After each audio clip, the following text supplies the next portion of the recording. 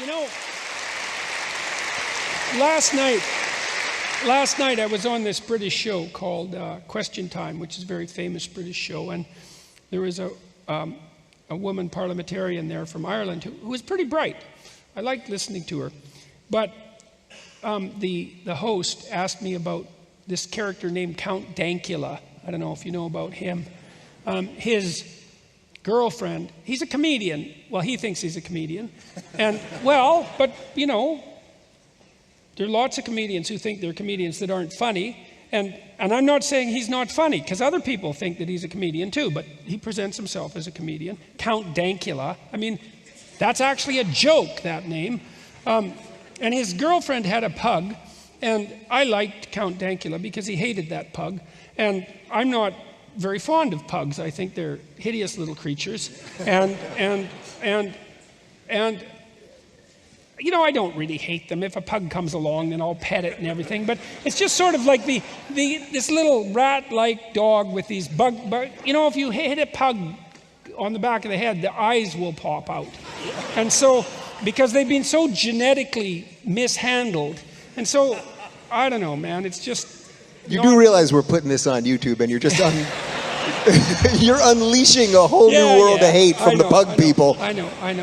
But whatever. So you can have your pug and you can love it. My dad had this dog that was so damn hideous and useless that it was just a miracle. And he loved it to death. And you know, that's fine.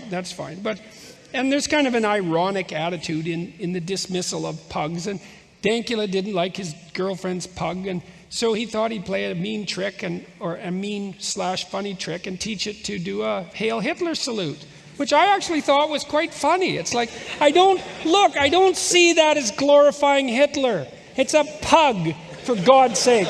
It wasn't a, what do you call those, Doberman, you know? It was a pug. It's like teaching a rat to do a Hail Hitler salute.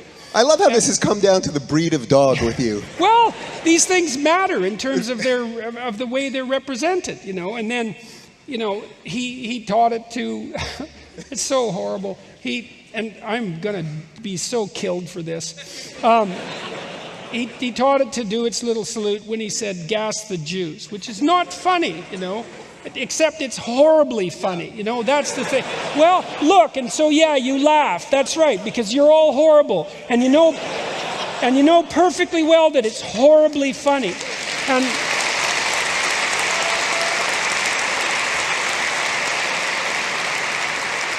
And you know, we need to be able to be horribly funny, because life is horrible, and we need to be able to find... We need to be able to allow people the freedom to find the ability to transcend that horror with comedy. And a mark of a free society is that comedians can be just exactly what they are, which they're people who push the edge of what's acceptable. If you're a brilliant comedian, you get right to the edge, right, and you dance there. And the audience is thinking, oh, Sarah Silverman's a good example of that, you know, because you can just see her. She's got all politically correct recently, but when she was in her heyday, you could just see Sarah. She's so smart. You'd see her sitting there, and she'd think of something just spectacularly evil and horrible, and she'd think, oh, and then she'd say it, you know, and everyone would just crack up, because like the darkest part of their soul had once thought something like that, and she dared to utter it, and by uttering it, she also simultaneously transcended it, you know, and that's the beauty of comedy.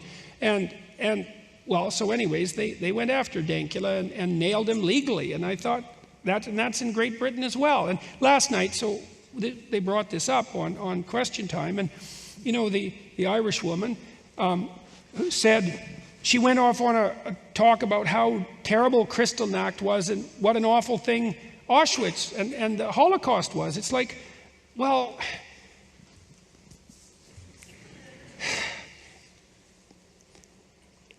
you're not that morally virtuous to notice that.